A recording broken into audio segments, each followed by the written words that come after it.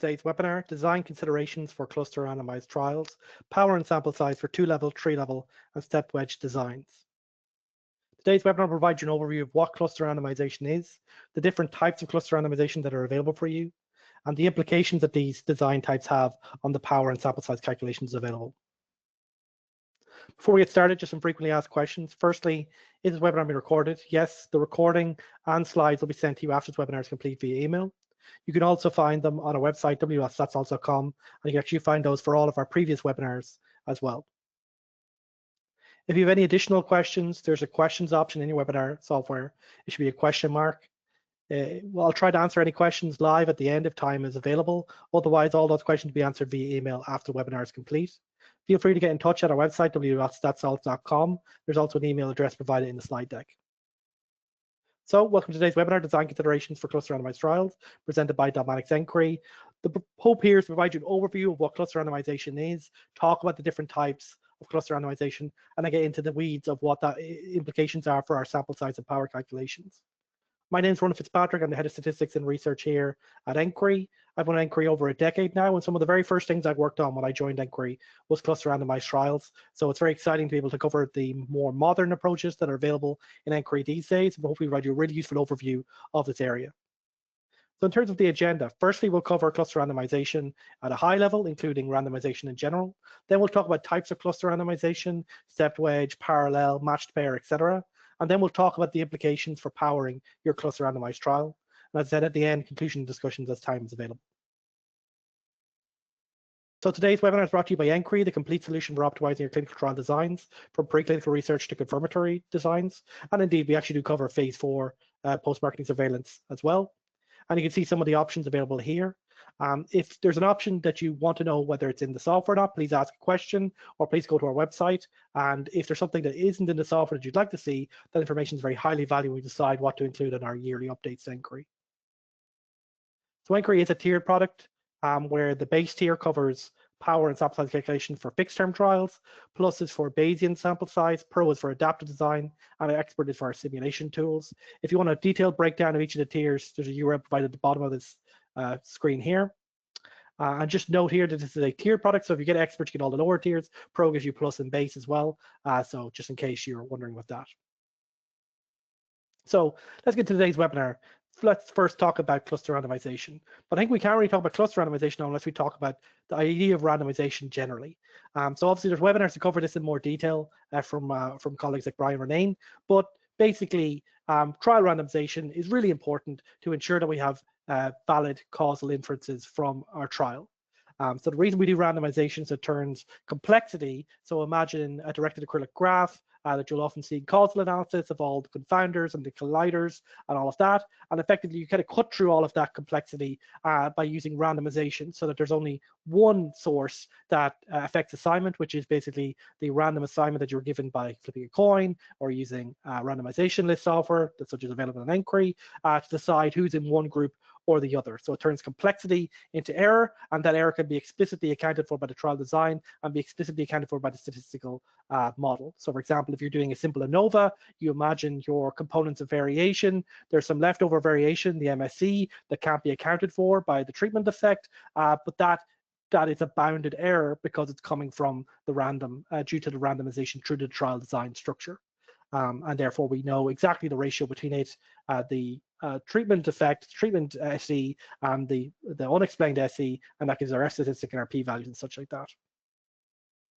And if we're talking about randomization, we're typically talking about what we call individual randomization. So effectively we have, say, 100 subjects, and we want to put 50% of those 50 people into the control group and 50 into the treatment group. And we basically do that by random assignment. So we flip a coin, or we might use something that's close to random assignment, but not quite, if we want to control some covariate balance and stuff like that using block randomization. But in effect, we're usually doing something that's equivalent to flipping a coin or close enough.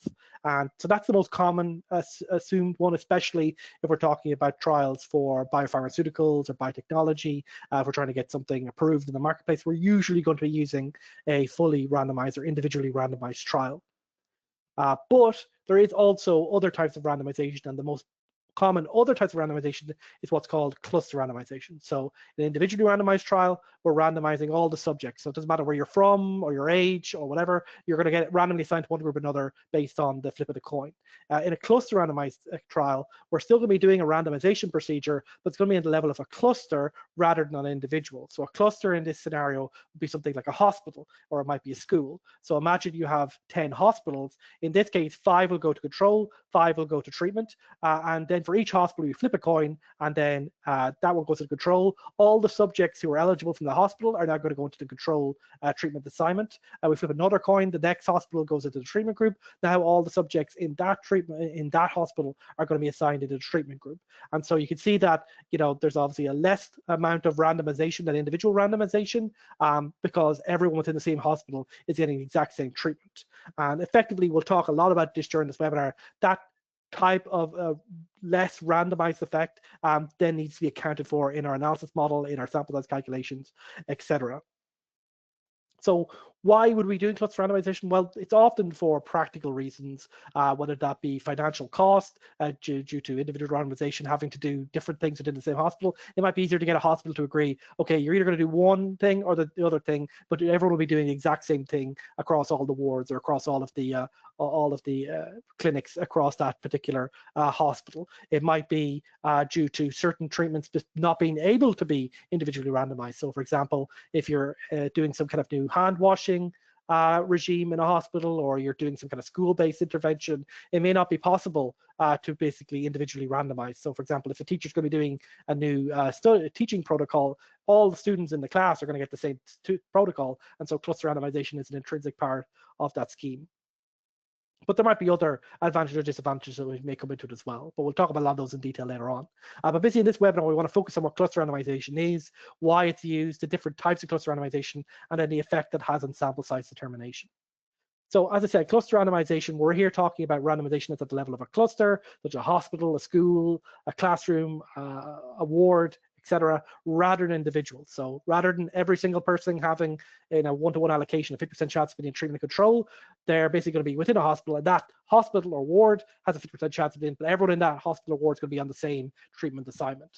And the idea here is we can reduce costs, we can reduce logistical complexity, especially in larger trials. So for example, in vaccine trials where you're assigning a treatment to tens of thousands of subjects, cluster randomization may be appropriate, particularly in developing countries where the infrastructure may be less developed. But there are also other reasons that may be of interest. So you may want to prevent treatment contamination. For example, I talked about there, you know, it may not be possible or may be very difficult to have something like a new hand washing regimen and basically having, you know, 50% of the nurses do the new hand washing and 50% not do it when they're going to be around each other, going to discuss what they're doing, where blinding is basically impossible. And therefore, in that case, you may want to do cluster randomization. So, you know, at least you have this cluster over here in this hospital, in this cluster, in this other hospital. They're not talking to each other, they're not interfering, they're not contaminating the effect. And so you might get a better inference by doing cluster randomization in that case. As I said, that like in certain cases, a cluster level inference, such as say a classroom level intervention, maybe the inference that's actually of most importance or the one that's actually relevant for you rather than individual based inference. And so those are all cases where cluster randomization may be more appropriate. And as I said, you know, one common area in clinical trials where you might see cluster randomization is pragmatic trials, where you're trying to integrate the trial into the existing clinical processes rather than trying to change something there. And so basically, like a kind of low intervention, like low cost intervention onto the hospital trying to, you know, cooperate with you in a trial. A pragmatic trial will often be cluster randomized to kind of prevent all the issues that come with trying to randomize within a ward or randomize within a hospital, rather than just saying, okay, everyone in this hospital is doing the exact same thing. But there are costs to this. There's never a free lunch in clinical trials. And so, you know, one thing that you'll definitely have if you're doing cluster randomization is you might have a more complex inference. So you'll likely be using a mixed model, a random effects model, or a generalized estimated equations type model.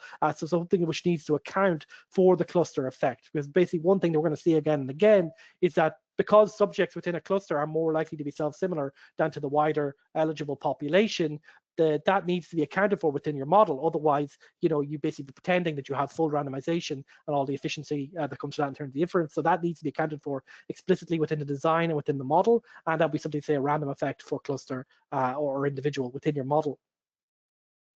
And you also are on average going to have lower power because I said because clusters are more self-similar, sampling multiple subjects from within the same hospital basically means you're going to have more blocky randomization, right? So you have like if you had 100 subject with individual randomization, you have full randomization. You have a 50%, the characteristics, the baseline characteristics, the outcome, that the hypothetical outcome without intervention is going to be more varied across full randomization compared to cluster randomization, because these more self-similar subjects within a cluster are effectively going to have block effects. It's kind of a blocky or like less precise randomization coming through. And so what that means is that needs to be accounted for within the model, as I said, within the mixed model or something like that. And you're basically on average going to have lower power because the value of sampling someone who's self-similar to other people is going to be lower compared to sampling a truly random subject from the eligible population. And they are open to certain types of bias. This also comes just to the fact that cluster randomized trials are certain types of intervention where blinding is quite difficult or often very difficult, but there's also other effects that come around from the fact that cluster randomized, like people, the time between a cluster being recruited and then actual assignment happening often tends to be greater than an individually randomized trial, where that infrastructure kind of has to be set up kind of by default to have the trial even occur. And so there's different things that make it more likely that you'll have certain types of bias that you wouldn't have in an individually randomized trial. So these would be things like identification bias, selection bias, and you also have, due to that, like I said, blocky nature of the randomization, a higher chance of imbalances compared to a fully randomized trial. Basically, if you had, say, boys' schools and girls' schools, and imagining that they have different characteristics on whatever your outcome of interest is, well, you could imagine that if I have like a fully randomized trial, I've got on average pretty, decent chance I'll have good allocation of boys and girls, assuming there's equal boys and girls across all the schools. But if I have 10 schools and 5 girls, 5 boys, there's a much higher chance of, say, 4 boys and 1 girl ending up in one arm and 4 girls, 1 boy on the other, than there would be, and the kind of effect that would have on the randomization compared to if I had individually randomized within each school. So that needs to be accounted for or thought about. And if those covariates are important, they should also be included in your model to adjust for them. So as I said, use appropriate design, include like covariates which you think are going to be affected by the randomization in your model. And if you are going to maintain the randomization and the blinding, if it exists, you need to ensure that you have appropriate strategies to deal with this. There's good papers provided the reference at the end of the slides which discuss those strategies in more detail. And so cluster randomization can be applied to a wide variety of trials with different endpoints, different designs, different numbers of hierarchical structures within the cluster, different types of hypotheses. So therefore, there's an equivalent wide range of cluster randomization types that need to account for these different scenarios. And so if we talk about these cluster randomization types, we have the most common one first, which is probably the parallel CRT, with basically what we've talked about up to this point, which is all subjects in each cluster are randomly assigned to a given treatment group. So as I said, in a parallel 2-arm trial, there's a control group and there's a treatment group. Basically, we say we get that cluster, that hospital, we say, okay, flip the coin. Either everyone's getting the control treatment or everyone's getting the treatment group assignment. And basically, that's what everyone is going to get within that hospital. But this could be extended to factorial randomization, whether that be a 2x2 or a kind of one-way analysis. So all those ones are perfectly capable of being cluster randomized as well as the standard 2-arm trial. One thing I would note is that you do have possibly multiple levels of hierarchy. So for imagining a hospital, you might have the hospital itself as one cluster level. You might have wards or clinics within the hospital as another level, and then the patients within each of those clinics or wards as another level. And you could choose to randomize at any of those 3 levels, but the top 2, either the hospital or the ward, would both be types of cluster randomization, but you do need to be aware of the effect of randomizing over one or the other.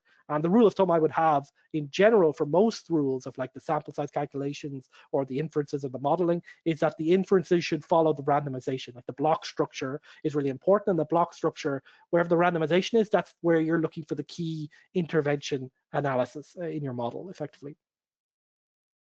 And then we have the matched pair CRT, where it's similar to parallel, except in this case, we basically take our clusters, we assume that we have some set of covariates or pieces or information about these clusters. And we basically say, okay, we think that these two clusters are likely to be self-similar or more self-similar than just a random cluster because they have shared characteristics. So you might pair match the boys' schools together, and you might base that on, say, boys plus academic reputation on some other characteristics.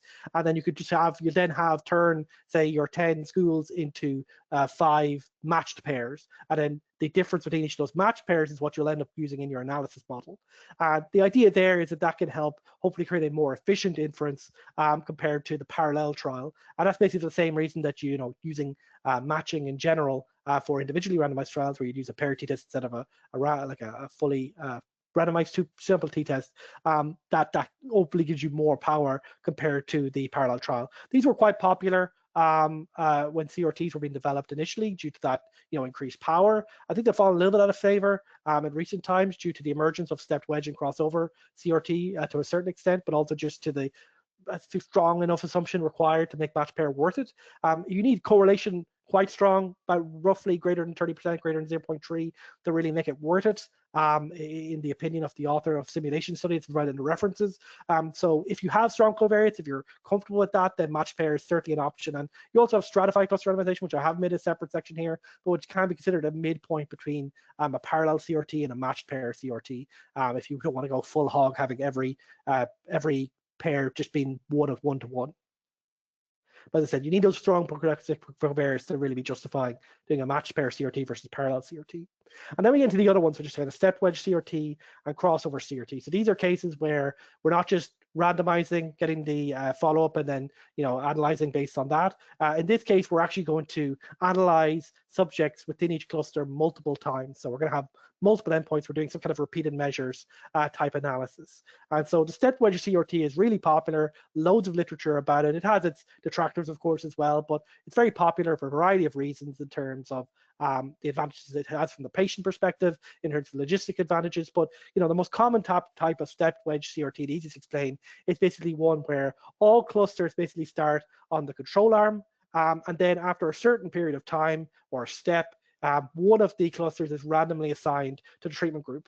And then you wait another period of time, that cluster that's been randomly assigned is still on the treatment group, but at step 2, another cluster is then assigned to the treatment group. And then you can see over time, eventually, one by one, each of the clusters is eventually assigned to treatment group. And at the final step, every cluster is in the treatment assignment. And so you have this kind of nice step where everyone goes from control to treatment over time.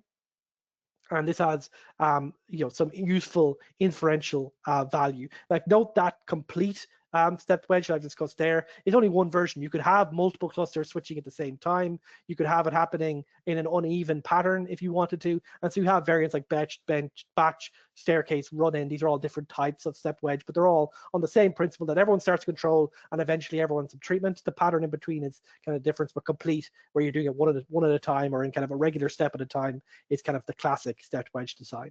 And so the hope here is that by doing this is you get some extra information. So you're not getting within cluster effect. So effectively each cluster is acting as its own control. So everyone started on control and everyone eventually ends up on treatment. So you now get that within cluster comparison, which is obviously provides a degree of self-similarity that you don't get from a parallel randomized trial or parallel CRT. So there's additional efficiencies you get there in terms of your power, increased power and such, but also additional information inferentially that can be used for certain contexts.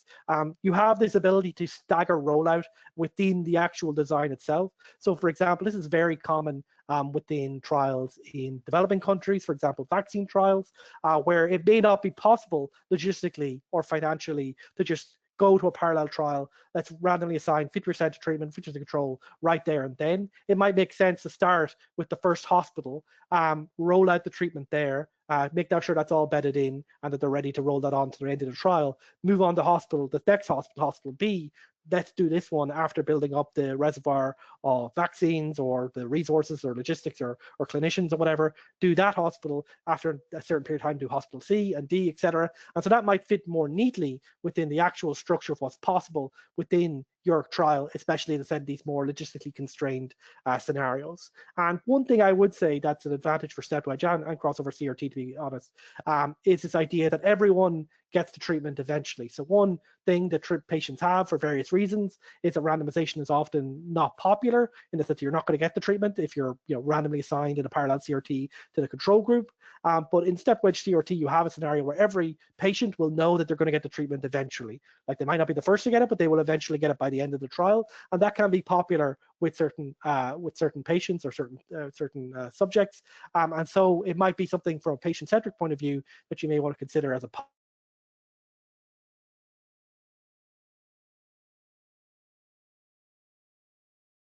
positive of the trial in terms of getting recruitment or preventing attrition within the trial. But there are you're now dealing with a time like a time effect, and so especially with a time varying covariance within your model, that can be more complex to deal with. And there is also increased time cost dropout risk. So obviously now that you're following clusters over a longer period of time, you have to do multiple steps, multiple years, whatever happens to be. There's obviously additional costs of doing that intervention over time, ensuring adherence is kept to, and there's also this higher risk of dropout. So if a cluster drops out for whatever reason and no longer available, that inferential cost is going to generally be much higher for two reasons. One is that if you're going to do step wedge, it's probably because of the increased efficiency compared to a parallel CRT. So obviously each one you lose is likely to be more because you just have less overall in terms of clusters, but also the complexity of including mixed like dropout within your model and dealing with that problem inferentially in terms of say your estimate strategy will tend to be more complex for that scenario than for parallel CRT. And a crossover CRT will have many of the same issues. A crossover CRT is basically one where instead of like things moving in one direction where people start a control and eventually everyone ends up in treatment in some kind of pattern, in crossover you can move in both ways. So a classic 2x2 crossover CRT be one where a certain number of clusters, like half the clusters get control and then treatment, and the other half get treatment and then control, with some kind of washout period in between to ensure that the residual effect of the treatment isn't constant complexity. But of course, because you've done it in both directions, even if that carryover effect does exist, you can account for that within the model, or at least the model will be like your design has somewhat allowed you to get more inference about that. So more complex crossover designs can explicitly model that if you're interested. Like a balance type design would be one in a kind of individually randomized crossover design. But the main advantages here are the same. You get within cluster effects. The clusters are acting as their own control, and you may have some staggering. It's not quite as logistically nice as the step wedge where things are rolling out over time, but it could still be nice because you can basically you can have people swap which treatments are. So if A, B, and C are all equally valuable treatments, but requires say an expert on in the particular field to do that one. The experts might be in hospital A, B, and C initially. So expert 1 in hospital A, expert 2 is in hospital B, expert 3 is in hospital C, but then the expert 1 can switch to hospital B, expert 2 can switch to hospital C at the next period, and expert 3 can switch to hospital A, and they can do a kind of swap around over time. So that kind of could be more efficient in certain scenarios, but probably less scenarios than in the stepped wedge account. And then for crossover, like you do need to still account for these time effects. You need to account for the effect of the effect of losing your cluster is higher, like the stepped wedge. And I think you also have the scenario where certain types of treatment effect are likely to be more difficult for crossover. So if you have an unstable effect or a kind of more permanent type effect, then you might be less able to do a crossover because, so for example, say a time to event and like analysis, it's difficult to do a crossover analysis because effectively, if you've had the event, well, you get the time to, well, they can't have the event again, most likely, depending on the event. And so a crossover trial, it's still possible, but it's much more complex than, say, for like a blood pressure measurement or something like that. And this slide is just kind of some images taken from various sources that cover different types of randomization schemes for cluster randomized trials. So you can see here a nice comparison here of a parallel CRT versus a crossover CRT. So, basically over time, here everyone has control, here everyone has treatment. But if you have a crossover, then some people start treatment and go control, some people start control and move to treatment. You might have a parallel trial where you have some kind of run-in period where basically everyone starts control, but then afterwards 50% end up on treatment, 50% control. You might do this, for example, if you want to include baseline as covariate within your mixed model, which might increase your power. And so those are the kind of type of designs you might be looking at. And then you have the step wedge design, everyone starts control, and then in steps of 2, in this case, rather than one cluster, you end up with everyone on everyone on the treatment group, right? So everyone starts control, then 2 end up at period 1 going into the treatment, and then 2 more, and then 2 more until everyone's on treatment. And then you can see here some more visual representations have similar ideas. So this is a common type of way you might see a stepped wedge design being described. And said this is the one step. So at each step, at each time point, one cluster moves from control to treatment until you step up until everyone's in treatment. You'll see this kind of image in a lot of stepped wedge protocols. You'll see here a more stylized view of a cluster randomization in general. So you can see 50%, like 2 clusters end up in intervention, 2 end up in control, and you can see that all the people within cluster get B and all the people in intervention cluster get A. And so that kind of shows if you cluster randomize, everyone within that cluster is getting the same treatment. And if you talk about more complex cluster randomized designs, here you have a 6-period crossover trial where basically you have 6 periods and they're swapping within each of these. So you have sequence 1, sequence 2. So 50% of people start on control and then switch to treatment and then back to control and then to treatment. But then other people start in treatment, go to control, then to treatment to control. And there's all kinds of kind of within period effects that might be useful to get there. And when more complex crossover designs, you might even be able to get like an analysis of the carryover effect or something if you're interested in that. And so, we're talking about all these different designs, and you basically ask the question, well, how do I choose the one appropriate for me? And I think basically that needs to reflect the objective of the trial, the endpoints characteristics, and also the practical logistical constraints, and also the assumptions that you're willing to live with for your design. And what I would say generally is think about what type of randomization you'd use for the trial if it was an individually randomized trial. So if you're going to do just a standard RCT, I would say a parallel RCT is probably the most analogous to that, and maybe it's most appropriate for that case. If you were able to do a crossover type design in that scenario, and you're probably familiar with that crossover is not right for many scenarios, but it is very useful and more efficient for other scenarios, like for example bioequivalence.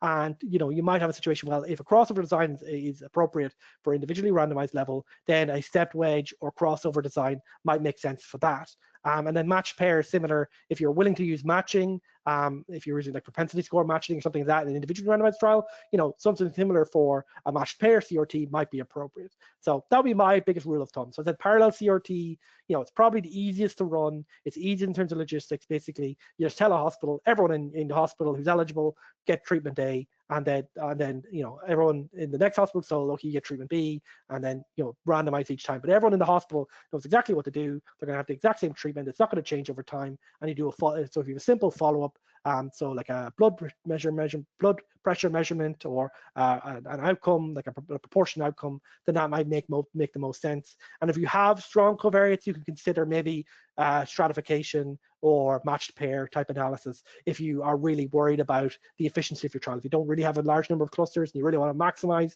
your efficiency, increase power to make it feasible, then matched pair might make sense in that scenario. I'm assuming that you have covariates that could be useful for that, for example, gender, in the case of like school-based intervention. And then if you're going to crossover CRT, obviously you're getting additional information. You're seeing temporal effects. If you're interested in seeing what the effect might be over time, then that's obviously very useful for the case of using crossover CRTs or stepped wedge CRTs, as you have this additional virtual value. But you also get this increased efficiency, this higher power. So if you're, as I said, resource constrained, like in the matched pair case, then crossover CRT, stepped wedge might be an appropriate option. And it might also, as I said, if it's difficult logistically to give everyone the treatment at the same time, or relatively within the same window of time, if you know it's going to be staggered, then a crossover CRT or a stepped wedge CRT might be appropriate to kind of deal with the logistics of how your trial needs to be run in the first place. And as I said, from a patient-centric point of view, because in these cases, we're often talking about here cases where there's, the financial resources are going to be constrained, or we're dealing with, more public interest trials, patient retention is often more difficult. And in that case, if you can say to them, well, you're going to get every treatment, or you're going to get the treatment eventually, that might be easier from a patient-centric point of view to justify for them and to increase adherence and to make people more willing to stick around in the trial to ensure that they get the treatment that's actually, an interest in that trial eventually.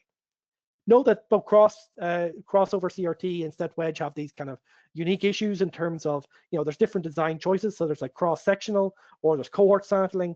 So basically you can choose to basically, at each time point, am I going to analyze the exact same set of subjects, or am I going to analyze a different section of subjects. So you can choose basically, okay, these 10 subjects, they're going to be the same subjects within that cluster, going to be analyzed every single time, or I'm going to pick 10 random subjects each time I do my analysis and adjust for that within the model. So obviously there's advantages to having the same 10 subjects in terms of the within cluster variability will be lower, because obviously those controls are acting as their own controls in a more proper scenario. But obviously due to the self-similarity of the cluster, you'll still get some advantage for the within cluster effect, even if you're doing different subjects within the same cluster over time. But obviously in certain cases, you may not just be possible or realistic to have the same 10 subjects each time. As I said, if the treatment effect is more definitive, or sorry, the treatment outcome is more definitive, it doesn't make sense to use the same subjects. So if you're dealing with, say, a survival outcome, it might make sense to kind of, use 10 different subjects each time and just take advantage of the within cluster similarity from the power point of view. Certain types of effects are going to be more difficult to do, repeated measures analysis or that kind of analysis, and will affect whether you want to do cross-sectional or cohort sampling. So irreversible effects, as I say, unstable effect, slow treatment effect. So if it takes a long time for a treatment effect to actualize, then the period it's going to take before you can do the switch to the next step is going to be longer, and so that has an effect. And obviously, because these people are going to more likely be on the study for longer, or the cluster has to be in the study for longer, there's a higher chance of attrition, and therefore these costs that come with that, whether that be more complexity in the model, whether that be just due to, you're hoping by using the efficiency of this trial, you reduce your overall sample size. Now each cluster loss is a huge chunk of your overall sample size. All these things need to be taken into consideration in the, the benefit risk analysis, right? And stepped wedge, as I said, is very similar to crossover, but maybe better suited for irreversible effects, because as I said, the movement of direction is in one direction in terms of going for controlled treatment. And as I said, has certain logistical advantages, particularly, as I said, if the rollout of the treatment is going to happen over time anyway, then if the actual treatment over time makes sense, then, the stepped wedge kind of builds into that naturally, right? Like, we go from hospital to hospital, one at a time, obviously embed the treatment in there, then move on to the next hospital, then that makes a lot of sense from a logistical point of view to go with a step wedge design. And then finally, we have sample size for randomized trials. Basically, sample size for a cluster randomized trial, the first and easiest level of complexity to know is that, well, sample size is a lot more complicated now than for an individually randomized trial, right? So individual randomized trial, we have 100 subjects, 50 in control, 50 into treatment. But for CRT, we now have multiple levels of sample size. We have the number of clusters, but then we have the number of subjects that we're recruiting within each of the clusters. And if there's multiple levels or multiple levels of the hierarchy, so if there's hospitals, wards, and subjects, there's X number of hospitals, there's Y number of wards, there's Z number of subjects per each ward, and all that needs to be fed into the model. And obviously, we won't talk about too much here today, but within each of those lower levels, there could be a varying number across the clusters, and that has an effect on the efficiency of the trial and can also need to be accounted for by the trial model itself. If you're using a fairly simple model, it may not be able to account as well for the sizes of the clusters in terms of number of subjects within cluster being different across the different clusters.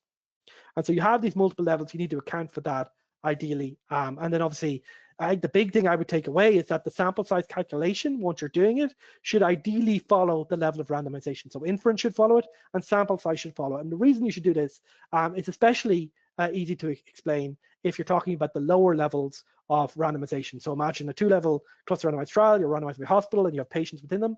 I would highly recommend that you calculate the number of hospitals you need rather than the subjects that you need per hospital. And there's 2 reasons for that. One, the bang for buck tends to be lower, even if you equalize out by the number of subjects. But B, you can also lead to kind of really bad scenarios for your calculation, where the asymptotic effect can be that increasing the sample size per clustered unit may not actually increase the power at all. So you can actually see a little graph here in the bottom right, taken from NCRI, where you can see for ICC 0.1, which I consider to be a medium ICC, it's certainly not low, but it's not super high either, where you can see that for this particular design, as the subjects per cluster increases, so the number of subjects per hospital increase here, you can see that initially increases quite aggressively, what we expect from a standard power calculation, but eventually asymptotically reaches 80%.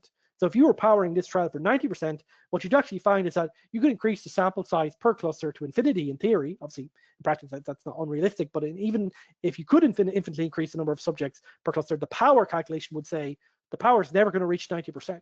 And so from that point of view, whereas if you did the sample size for the number of clusters rather than the subjects per cluster, you would get the usual sample size curve where this would asymptotically reach 100% power. So you would eventually be guaranteed to reach some arbitrary power, less than 100% for some given clusters, where that's not guaranteed if you're talking about sample size at lower levels within a cluster randomized design. And that's basically just to account for the fact that within the more self-similar a cluster is, so the more people within a cluster are more self-similar to each other than to the wider population, basically the less efficient, the less your cluster randomization maps onto individual randomization. So, in an extreme case where ICC is equal to 1, that's effectively the same as saying that every single person in a cluster is effectively a clone. So if you just keep sampling clones of each other, you're not getting any additional inferential value from that. You're just getting the same result again and again and again. What you want is to have randomization where each subject is different, right? And effectively, when ICC equals 1, your sample size asymptotically just turns into the number of clusters rather than the number of subjects. And obviously, the number of clusters tends to be much less than the number of total subjects, of course. But I should also say that if your ICC is 0, so if each cluster happens to be a very good sample of the overall population, or the self-similarity tends to be quite low, like less than 0.001, what you'll often see asymptotically as ICC approaches 0 is that the CRT and the individual randomized trial effectively become exactly equivalent in terms of the power calculation. So think of those two extremes and then talk about that you're going kind of from one to the other. So ICC equals 0, which is the usual measure of within cluster similarity. You're basically saying our cluster randomized trial is basically exactly the same as in the individually randomized trial. ICC equals 1. Effectively, each cluster is equivalent to only one subject. And so you're in between those two extremes when you talk about accounting for that. So as I say, if you're doing a sample size calculation for individual randomized trial, say for a 2-sample t-test, you usually need like the mean difference and the standard deviation. The input you'll usually require for a CRT are more or less the same, but you'll need this measure of within cluster similarity. And this is typically the ICC. I think this is 1 out as being the default, but you can use other measures like the CV, coefficient of variation. The CV actually ends up now mostly being used as a different measure of the self-similarity of the sample sizes across clusters. So if you have cluster sizes that vary widely from like 100 subjects to 2 subjects to 1,000 subjects, then the CV will be quite high. And there are additional adjustments you can make in some sample size calculations to increase your sample size a little bit to adjust for that. Basically, the more varying your cluster sizes is, the less efficient your inference will be. Is the average thing for a given average sample size, effectively. Yeah, so basically the ICC rule of thumb, as ICC increases, the power will go down. And you can see that effectively from this kind of simple 2-level CRT calculation in the top right. The ICC is basically, for the means case, it's just the between cluster standard deviation divided by the total standard deviation, or total variance, sorry. So the between cluster variance divided by total variance. Total variance is just equal to the, for a 2-level model, just equal to the between and within cluster variance sum. So sigma W is the within cluster variance. And then you can see that the design effect is ICC 1 plus ICC. So this value between 0 and 1 multiplied by n plus 1, where n is the number of subjects per cluster. And you can see this is all obviously will be positive, like above 1. And so that design effect is then going to be multiplied by n fixed. And obviously in that case, the CRT, the sample size for a cluster randomized trial, is going to be higher than the n fixed. That'll be defined by this design effect, which is often what you'll commonly see in the sample size justification. Is it'll just give the design effect directly. But you'll also see here that ICC is equal to 0, as we discussed earlier. This second term turns to 0, and therefore d just equals 1, and therefore n fixed equals n CRT. So just illustrating my point there. Now note, as you get to more complex structures, especially if you have multiple levels of clustering, so like I said, 3-level or 4-level CRT, things get a little bit more complex, but the rule of thumb still broadly holds about ICC. But it does get more complex, because generally at that point you'll now need multiple ICCs for the multiple levels below your current level of randomization.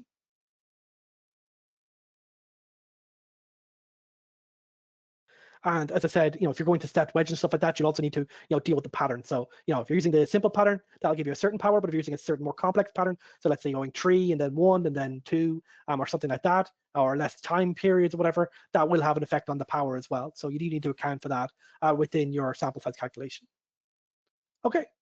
So without further ado, let's get into some sample size calculation examples. So I'm going to start with a couple of simple two-level CRTs. These are kind of the most common ones you'll see in the literature. In this case, we'll look at a community health worker-led multi-component intervention of blood pressure control in Argentina. So as I said, this is an example where we're talking, more in the developing world, Argentina, and so where cost logistical issues may be more difficult to account for. And so in this case, they did a community-led, cluster-led trial instead of individual randomization. So if we go into inquiry, we'll go to the table CRT1. Just note here in inquiry 9.5, we added a new table select, which should make it much easier to find whatever trials you are. If you're interested in knowing our mixed model / cluster randomized design options, if you go to focus areas and cluster randomized models, you'll see the full list of all the cluster randomized options available here. We're only going to cover a sample of these today, but you can see it's quite extensive here. So feel free to look at that at your own leisure. So if we go to our example in inquiry, most of our tables are what we call design tables. These are for sample size and power calculations. And on the left-hand side, you have the definition of each row, basically the input required for that power or sample size calculation. Each column is an individual calculation, so we can do 4 or 5 calculations side by side if we're interested in doing that. And then the yellow rows are ones that we can calculate for. So in this case, we can calculate for a lot of variables, including the significance level, the difference between means and standard deviation, the number of clusters per group, the sample size per cluster, or the power. But usually be interested in these three, either the number of clusters per group or the power, and maybe sometimes the sample size per cluster. But as I said, caution here, if you're basing it on here, you might asymptotically not be able to reach your target power if you just keep increasing n in this case. So we'll put in our significance level of 0.05 at the two-sided level. We'll have our difference between means here of 4 in this case, and a standard deviation of 10. Obviously, I'm taking this from the summary here is on the left-hand side from the actual paper itself, and the tabular summary here on the right for each of these examples, which is there for your convenience. We'll put in our ICC of 0.06, and we have our sample size per cluster of 62 in this case. Now they say on average 62, so in this case, even though not every cluster may not have 62 subjects in it, they're obviously just kind of using the approximation where we'll just put the average as being the actual sample size per cluster. But there are adjustments you can make, for example, like I talked about CV, if you want to account for within cluster size variation. I'll talk about that in a second. And then we have our power of 80%. And we get a number of clusters of 9 as per the protocol. So 9 each group, or 18 centers in total. And obviously, we could play around with this. For example, we might be interested in knowing, okay, what would be the effect if the ICC estimate we had was slightly different? So select ICC here, and we might say, okay, what would be the effect on power of changing this? So we'll vary this from more realistic values of say 0 to 0.2, 0.2 in increments of 0.01. And we'd see, okay, what effect does this have on the power? And you can see here that obviously if we had a fully randomized trial with this exact same total sample size, we'd have 99% power, so we'd be okay in that case. But we had like a very high ICC, our power has gone all the way down to 40%. So you can see the ICC has a very significant effect on the sample size required. So the more self-similar subjects are within a cluster, the more you're going to have to increase your total sample size, or the lower power you're going to have to account for that. So that's something you need to be very aware of, and that's why it's really important to have a good estimate of the ICC. And there's good references included in the slide deck at the end, which talk about some of the resources people use or some of the ways people can estimate these based on pilot studies or based on databases of similar trials that have occurred there. As I mentioned, there's another table which is very similar called CRT13, and this is basically the same table. So if I just do the same calculation, you basically get the more or less the same power out here. But you can see there's a few additional options in this table, CRT13. So for example, you can change the degrees of freedom to be based on the subject or in clusters. Now I would say in a cluster randomized trial, you almost certainly want to use number of clusters instead of number of subjects, because if you look at say the Kenwood-Rogers type degrees of freedom, they'll probably be closer to clusters if you're doing the inference at the cluster level. But you may, there are arguments back and forth about that if you're interested. But you can also see that there's this coefficient of cluster sizes here, and this is basically an additional variable that's accounting for how much the cluster sizes differ. So for example, if I set this to 0.5, you'll see there's a small reduction in the power. But I think basically what you'll see is that this is a kind of useful tuning parameter. If you're just worried, like if you have very high variation in your cluster sizes, this might be more concerning. But for most standard CVs of like 0.5 up to 1, the effect will tend to not be too dramatic. So you can see here the reduction in power was only in like the 1%, 2% range. So the effect on the number of clusters calculation or sample size calculation is likely to be limited as well. But just something to keep an eye on in case that's of interest. And I just note here that many of our mixed model tables, entity 26, entity 27, more or less do the same thing. But I will actually notice here that if you were doing an equivalent, so hierarchical design, so imagine we had the same kind of cluster randomization or stuff like that. So we have our mean difference of 4 and standard deviation of 10. We have our same ICC here, but just note here we're doing subject randomization. So basically within each cluster, we're going to randomize 50% within each cluster to control and treatment.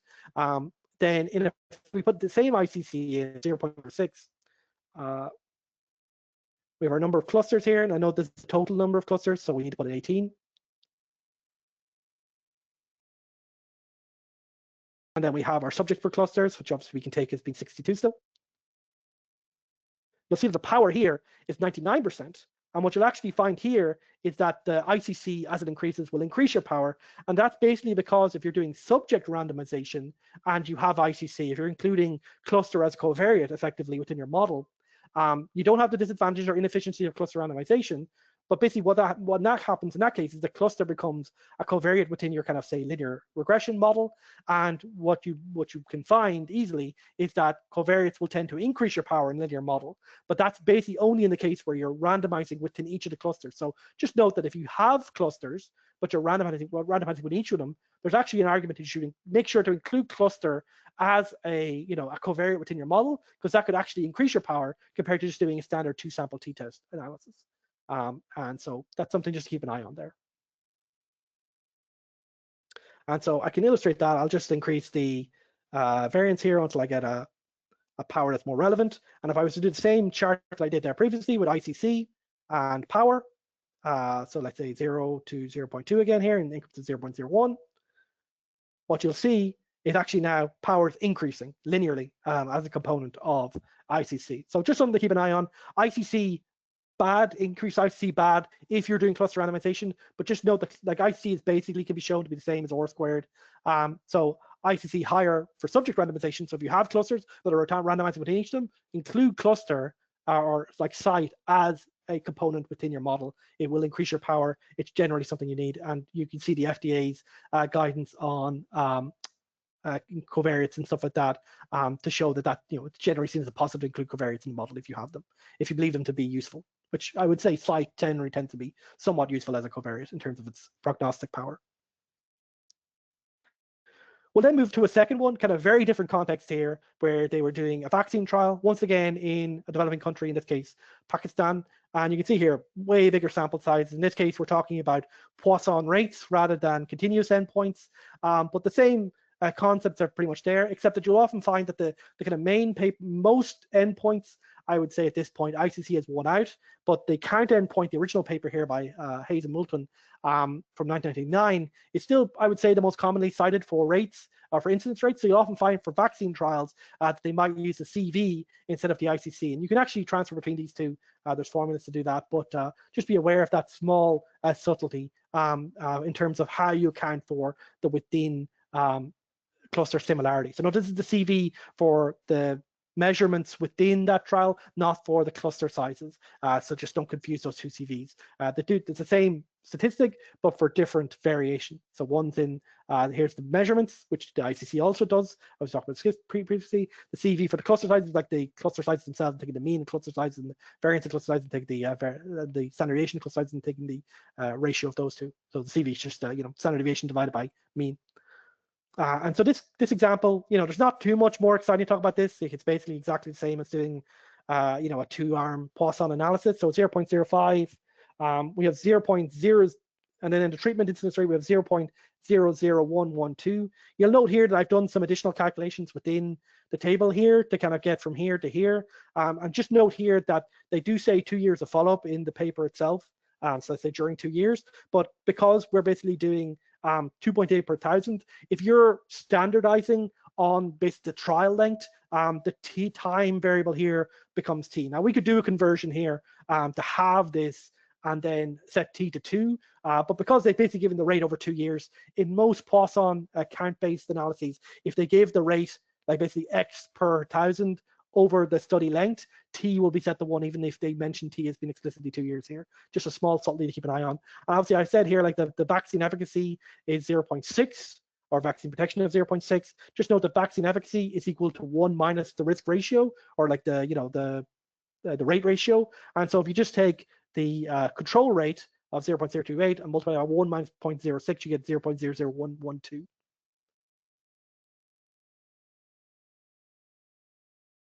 And just note that this table is important that the treatment and control groups are in the correct rows here. That's why they've been explicitly named this here. Note in most tables, switching group 1 to group 2 doesn't make a huge difference. But in tables that explicitly mention treatment and control, that does make a difference. And so 0.0028 is our control rate. That's the number, that's the rate expected per 1,000. So obviously we've taken our rate 2.8 per 1,000, divide 2.8 by 1,000. Because that's the 2-year rate, we just kind of now normalize that to be the subject of 1. So we kind of normalize the 2-year rate so that this is basically this is the number of chunks our rate is on, which is normalized to 1 effectively here. The coefficient of variation is 0.5. So this is what we're saying, that based on this variation, this is how we measure how self-similar subjects are within that cluster. And then we have 60 clusters per group. We have 207 on average subjects per group, and we see we get a power of around 80%. So obviously just to note there, the sample size per cluster was just taken by taking the total sample size and dividing by the number of clusters, which were both specified here. So 120 clusters and 204. But you can see here there is some variation. And so, maybe they had some adjustments with it. They don't explicitly lay it out here. And these clusters do vary a little bit, but I think overall your calculation will unlikely to be greatly affected by that level of variation between cluster size, given the total sample size involved here.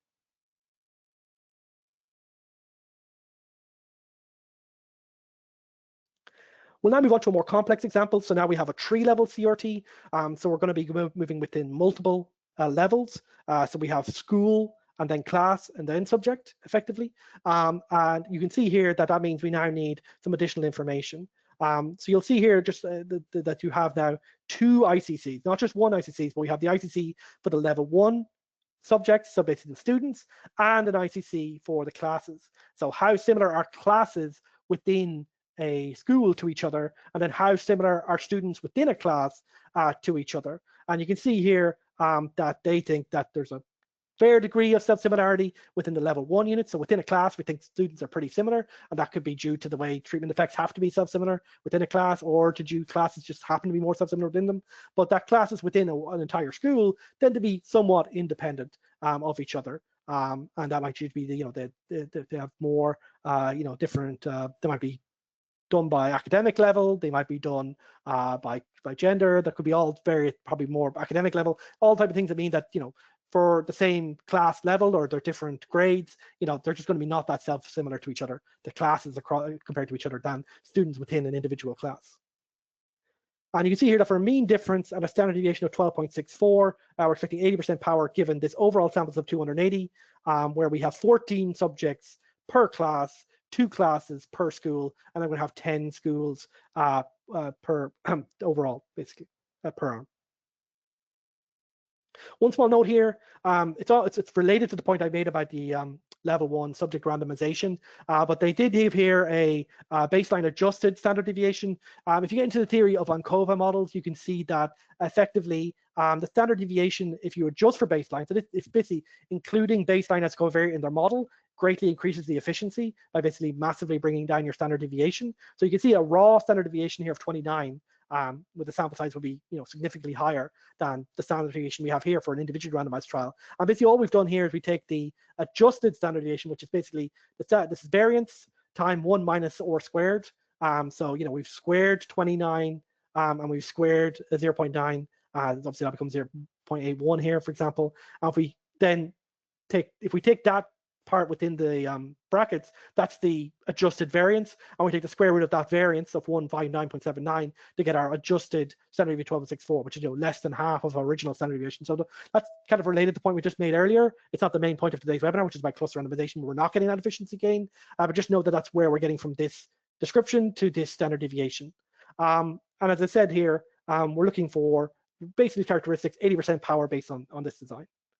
So if we go with inquiry and we go to a tree-level design, we can see what we've done this here before just to save a little bit of time. And you can see here, 0.05 significance level, we have our mean and standard deviation. These are the exact same things we'd have for individual randomized trial. But now instead of having one correlation like we had in the original example, which was just for how self-similar are subjects within each school in this case, or within each hospital, whatever it may be. But in this case, we have effectively a situation where we have how self-similar are people within the level 1 units, so the lowest level units, which are the students, so how self-similar are students within each class, and then how are self-similar are classes within the same school. And we've obviously talked about the inference that classes tend to be more self-similar than students within classes tend to be more self-similar than classes within the school tend to be self-similar. It's just what they're saying here with the ICC of 0.2 here, which is quite high, and then quite a low ICC of 0.03 here. And then we have 10 level 3 units per group. So there's 10 schools going into control and treatment groups respectively. Each of those schools, we're going to pick 2 classrooms within them.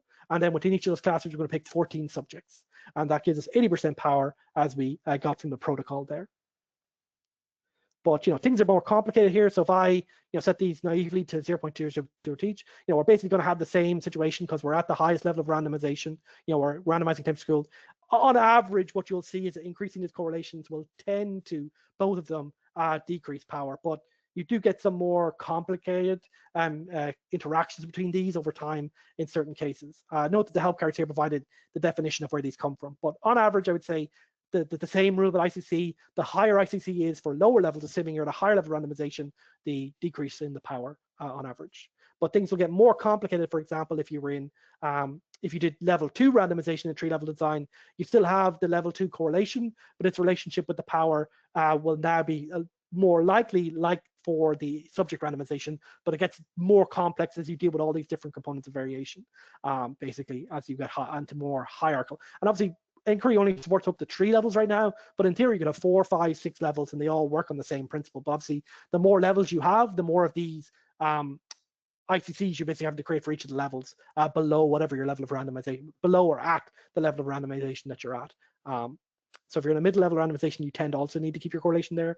If you're at the top level, you don't need to, there's obviously nothing below you at that point.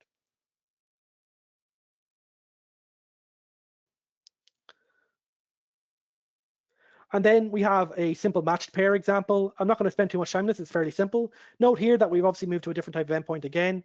We've had 2 continuous examples and one for a count endpoint. Now we have one for a proportion endpoint. And if we go to CRT 11, we put in our significance level of 0.05. We put in the proportions for this case. So, we have different ways of putting in our inputs here. So we have 0.2 as our treatment proportion, 0.4 is our 0.2 is a control proportion, 0.4 is a control proportion, 0.2 is our treatment proportion. We have our between cluster variance of 0.005. So you'll note here that for matched pair, usually you're not going to be talking about ICC at that point, you're going to be talking about this between cluster variance, but obviously you'll know from the slides, that that's really just this term here, and you can see ICC is directly related to that. So it's directly proportional to that. So it's just different norms for different endpoints. I would say 90% of the time you're going to be talking about ICC, but you do have these other measures like CV or just using the between cluster variance directly itself that might come up. So just be aware that that might be something you need to concern yourself with. And then we have our number of matched pairs is 6. So note that there's 12 clusters in total here. We've matched them up 6 and 6 beside each other, and then we've matched them by how self-similar they are, and that basically self-similarity is measured by the 0.005. And then we have the sample size per cluster of 20, and then we get our power of 80%, again, which is very close to what we have provided here. And so this was just a cluster randomized trial to evaluate nutrition training program. So you can see across all these examples, we started with a community health worker-led intervention. We then have a vaccine intervention. We then have a school-based intervention to improve physical activity. We now have, a nutrition training program, and then we have a stepped wedge design, which is changing a diagnostic criteria for gestational diabetes, once again, in a whole region. So you're much more likely to see in these cluster randomized trials the name of the country or region or city that's involved here. And so for this stepped wedge example, we're sticking with a relatively simple example where this was the classic complete stepped wedge, where everyone starts to control. After a certain period of time, one person switched to one cluster was randomly switched to treatment after another period of time, and the next cluster, one of the next clusters was randomly selected to be moved to treatment, and so on and so forth, until at the end everyone was on treatment for the final period. And you can see here, they were looking for a control proportion of 0.1, treatment proportion of 0.5, so a difference of 0.015. Null variance is the method they used here. They used a complete stepped wedge design with 11 clusters. And for a complete design, there technically are complete designs with more than number of clusters plus one, but it's almost certainly going to be that one typically. I'll talk about that in a second. So let's go into inquiry and go to our final table here. So we have 0.05 here and two-sided test. So we have our rates of 0.085 and 0.01. So 1%.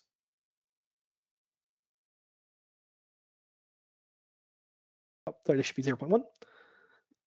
And so basically 10% down to 0.0. And note this is another table. If we're using the null variance approach, where note that it says here in the text here, treatment group here and control group here. Note we haven't called them that here because for group variance, which is the recommendation I say here from Hemming, and for pooled variance, it doesn't make any difference. Null variance is the one method here for variance calculation that does affect which one of these needs to be control group. And by normatively, the group 2 0.1 here, 10% is the control proportion. So just be aware that's why it's included here in the help card, the assignment there. So we're using the null variance here. As I said, I wouldn't recommend using null variance. It just happens to be that's what replicates this example. But we'll actually replicate what would happen with group variance there in a second. We have our ICC of 0.0026. So the ICC isn't too high in this case, so the cluster effect is relatively limited. So the difference between the sample size between this and a parallel randomized thing is probably going to go more down to the stepped wedge design itself than due to the cluster effect per se. Then we have the number of time periods equal to 12 and number of clusters equal to 11. And effectively, if you want to do the complete standard wedge, so at each time period, one cluster moves from control to treatment randomly, then just set the number of time periods equal to 1 plus the number of clusters. And so you get I'll easier show that after the example, but you'll see here, you'll see the step appear in this pattern down here in the side table once we complete the example. So we set the number of clusters. We'll set the power to 90%, and we'll calculate the sample size of 363, which will give us a total sample size of 47916. And we can obviously see that replicates exactly what these particular authors had. And so what we can see here is that for this example, you're given the stepped wedge design down here. There's a scroll bar here, so it's a bit hard, you can't see everything at the moment. But you can see here, time 1, everyone's on 0, the control. We get the time 2, 1 is moved to the next one. We get the time 3, it's moved to the next one. We get the time 4, and see the pattern continues until everyone is on treatment by time 12, the final time period. So that is working exactly as we expect, and that's the classic complete design. But we do have alternatives here. So as I said, we have alternative options here. So if I was to change this to this and change this to say the default group variance average, and then take this ICC here again, I'll just do the exact same design here, and 90% power again. So the design is exactly the same, but we've chosen to calculate the variance based on the pooled variance rather than the control variance. So based on the pool of these two, rather than this, it's slightly more complicated because we're using the group variance average rather than just the pool variance directly. But you can see here that the sample size is a little bit lower. Like this is a reduction of what, approximately 3,000.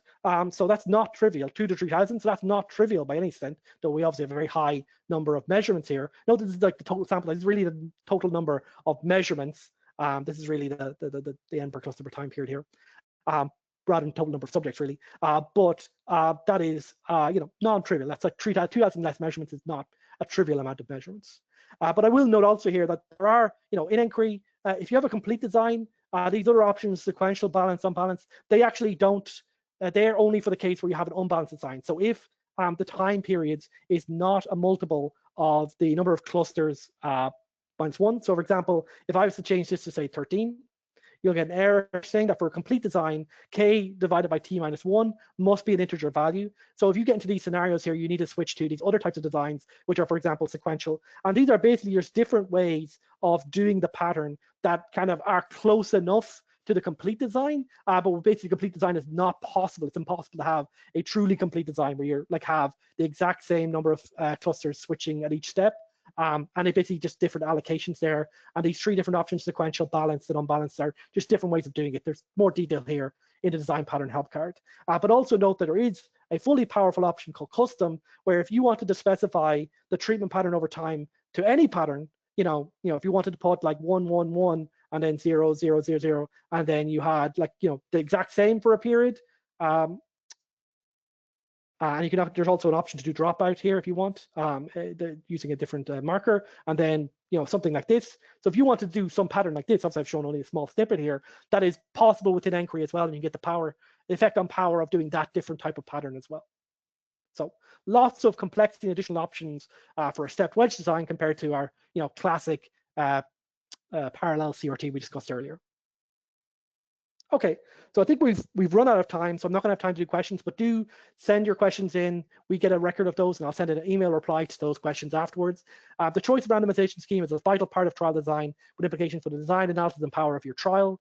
Cluster randomization, where we're randomizing at the level of the cluster rather than individuals, is very commonly used in pragmatic trials, in like school intervention trials, where basically individual randomization is either impossible or would be too expensive or too logistically difficult. Different types of cluster randomization can be used in cases where you want to increase trial efficiency or in response to practical challenges or logistical challenges in trying to do one of the other types of randomization. So stepped wedge, for example, might make sense if you basically only have one person who does, or one group that does intervention, and be able to send them to different places over time might make sense for stepped wedge design. And then sample size determination must account for the cluster randomization type that you've chosen, and also the within cluster similarity among other complications that might exist for the more complex CRT type designs. Just a note, we had our update of Encri in June, our 9.5 updates. There's a summary here, 25 new tables in the base tier covering vaccines, bioequivalence, non-parametric, and mixed models options. So obviously mixed models are probably the most relevant for today's topic, which covered 2x2 factorial mixed models, cluster randomized designs. And then we had some options in the Pro and Plus tier for group sequential design simulation for survival, two-stage bioequivalence, and Bayesian bioequivalence. And as I mentioned, we had the major overhaul to our select table. So if you're not using the latest version of Encri, if your select table looks a lot different from this, I would encourage you to update the latest version and enjoy the many benefits that I feel like this new table select offers over the old one in terms of its search capabilities, showing you, for example, all the recent tables that you've used, and additional functionality that we don't have time to discuss here today. Just to note that if you want to start Encri, that you can use statsals.com/Encri demo, and that'll give you an option to try Encri for free. If you only have a lower tier of Encri, that can also be used for that. As I mentioned, there's an email address here if you want to get in touch with us directly, and our website, statsals.com. You can use that to get in contact with us to find more information. And there's indeed a archive of all the previous webinars, I believe covering the last 3 or 4 years at this point, that you can watch all the previous webinars on similar topics and other topics. For example, we've had topics on group sequential design, on survival simulation, and the next webinar, which I believe I'll be doing myself again, will probably be on a regulatory update related to ICH E20, and hopefully, if it comes out by that point, the FDA Bayesian guidance, or draft guidance, I should be clear. As mentioned, there's references out there here, which kind of give a lot of the high-level references that might be of interest for all these different areas. And hopefully those are useful to you. As I mentioned, just a small note here that the cluster randomization section at the start here, you'll probably find a lot of the sample size in these books here as well, but there is an explicit sample size section later on that's just for those things that only deal with sample size effectively down here. Okay, without any further ado, as I said, we've just run out of time, so I'm not going to have time to answer questions, but I am grateful for the people who did ask questions there. I will get back to you as soon as I can.